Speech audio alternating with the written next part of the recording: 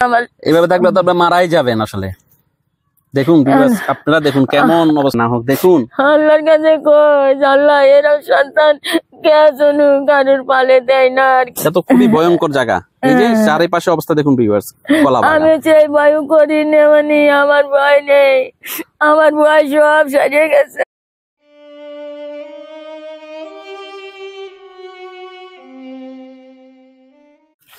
Viewers দেখুন কি করুণ অবস্থা। কত টাকা আমি নাড়িয়েছি সারেছি, শেখের মা কোথায় দেখছেন? কত টাকা আমি খরচ করেছি ঘরের পিছন। এখন আমার কোনো জায়গা নেই, থাকার জায়গা নেই।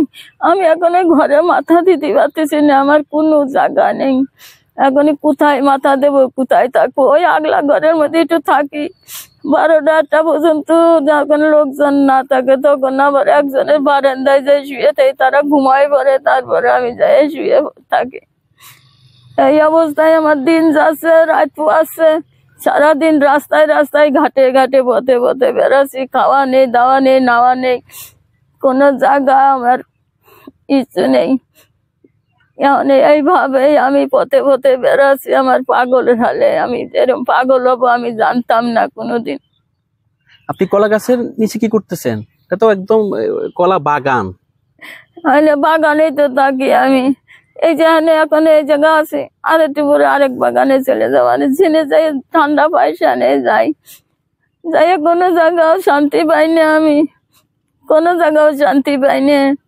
আমার বুকের মধ্যে খালি জ্বলে পুড়ে ছাই হয়ে যাচ্ছে। আমার খালি কি করলাম আর কি হলো, সারা জীবন কষ্টের ভাগী হলাম, কিন্তু থাকার ভাগী করতে পারলাম না আমি।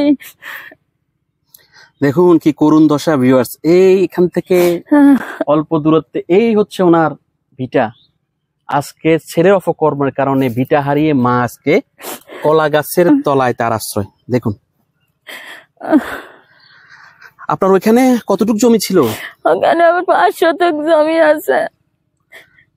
ওই 5 শতক জমি কিনেছি, বহু কষ্ট করে কিনেছি।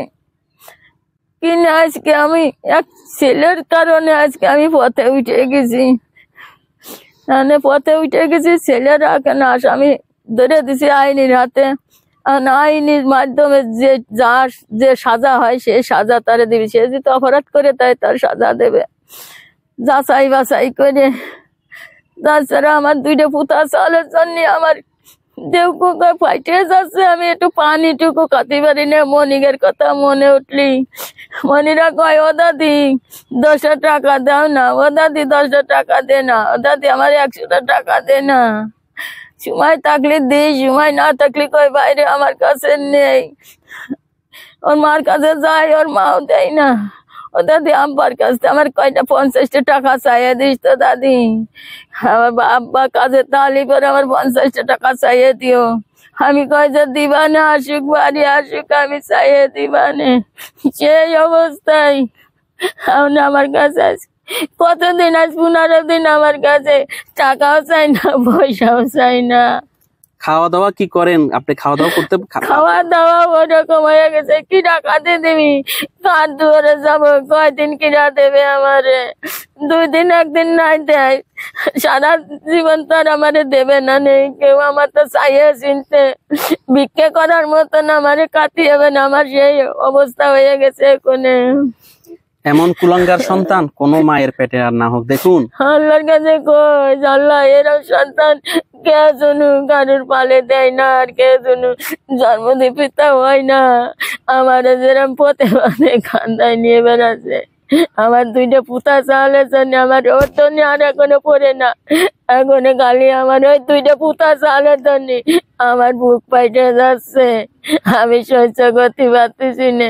ওদের কথা মনে উঠলে আমি কাঁদতেও পারি না। আহা কেমন কুলাঙ্গার সন্তান। রাত্রে একজন 2টা ভাত দিয়েছে, খাইছি।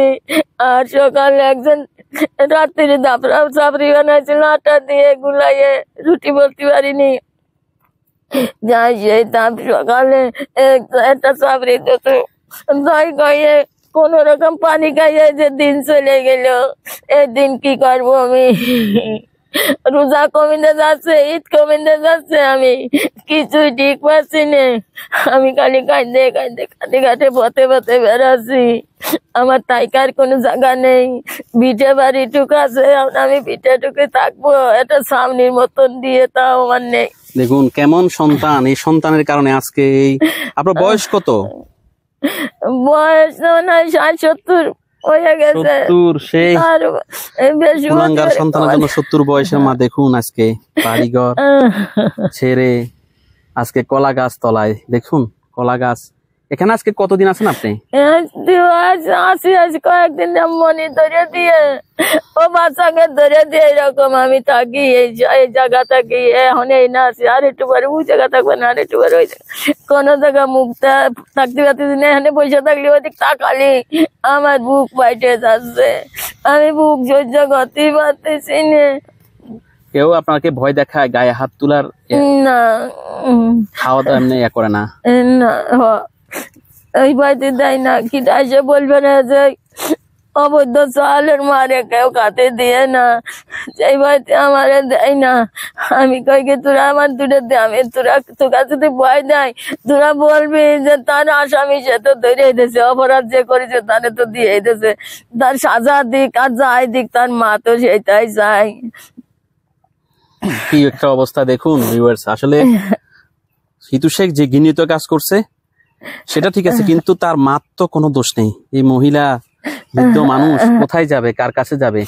যেখানে যাচ্ছে সেখানে কি লাথি পাচ্ছেন? লাথি পাচ্ছি না, তাই লাথি দিয়েও আবার লাথি তো খাতেই আছে, লাথি তোর মাপ নেই আমার। আজকে নিজের ভিটা, এটা কতদিন ক্রয় করছিলেন এই ভিটা? প্রায় 12-13 বছর হয়ে গেল। নিজে করছিলেন? নিজে করেছি, নিজের নামে সম্পত্তি জমি, আর ইটুর নামে আছে অল্প একটু দিছি, আর আমার নামে সব।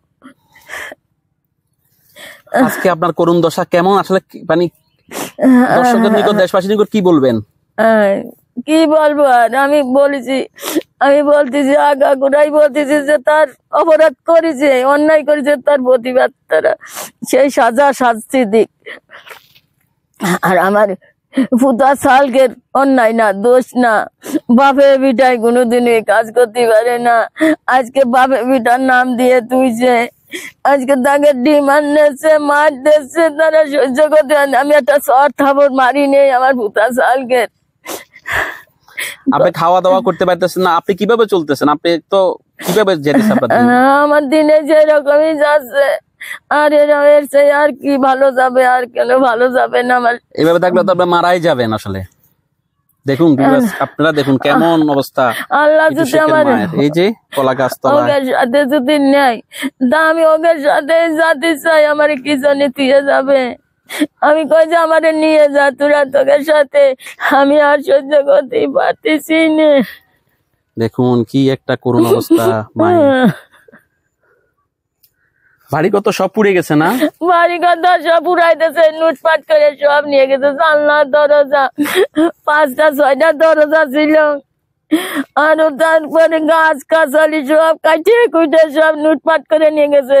জানলা দরজা গিরিল সব কুটে নিয়ে গেছে। এই যে বৃহস্পতিবার, এই বৃহস্পতিবার ইফতারের পরে আগুন ধরাই দিয়েছে, আর দেখতে ভাঙ্গে চুরে নিয়ে যাচ্ছে সব। মাথায় করে টানতেছে, কেউ ভ্যানে করে টানতেছে।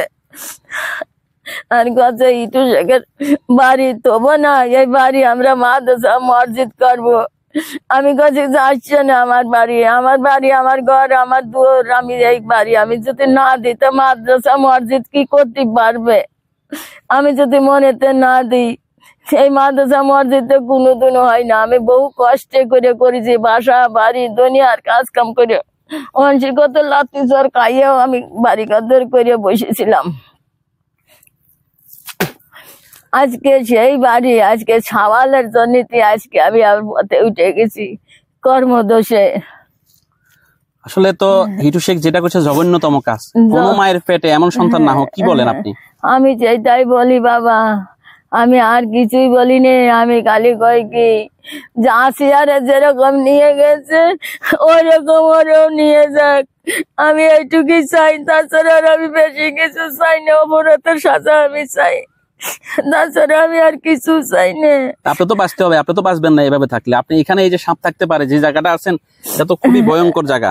এই যে চারিপাশে অবস্থা দেখুন ভিউয়ার্স, কলা বাগান। আমি চাই ভয় করি না, মানে আমার ভয় নেই, আমার ভয় সব সারিয়ে গেছে। আমি আমার নিজের ভয় করি না, আমার যে সাপে খাবে না, বাঘে খাবে না, কৃষি খাবে, আমি চাই ভয়ও আমি করতেছি না এখন। আর কি কব, আর করার জায়গা নেই আমার। ঠিক আছে, আপনাকে ধন্যবাদ। আসলে কি বলবো আপনাকে, এই কষ্ট থেকে আল্লাহ পাক মুক্তি দিক। বিটু শেখের শাস্তি হোক, ফাঁসি হোক, কিন্তু আপনার তো বেঁচে থাকার একটা ব্যবস্থা করতে হবে। আপনি তো বাঁচতে হবে, আপনি তো এভাবে থাকলে মারা যাবেন। যে একটা অবস্থা, এই যে দেখুন অসহায় অবস্থা আছে, দেখুন কি একটা পরিবেশ। ভালো লাগলে লাইক কমেন্ট করে আপনার মতামত দিন। সাথে থাকার জন্য সাবস্ক্রাইব করুন এবং বেল বাটনটিতে ক্লিক করুন।